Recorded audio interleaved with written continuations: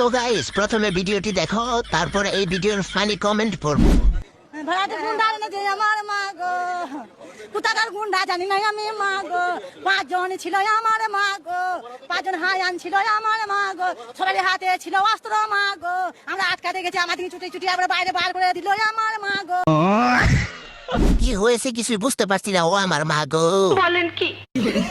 হাসবি না পাপির দল, এটা স্যাড ভিডিও। ও আমার মা গো, কি সুন্দর কবিতা বলতেছে। ও আমার মা গো, আস্তে আস্তে আমি মুতে দিলাম। ও আমার মা গো, এ কেমন দুঃখ। ও আমার মা গো, হাসতে হাসতে দাঁতটা খসে পড়ে গেছে, আমি আর খুঁজে পাচ্ছি না। ও আমার মা গো,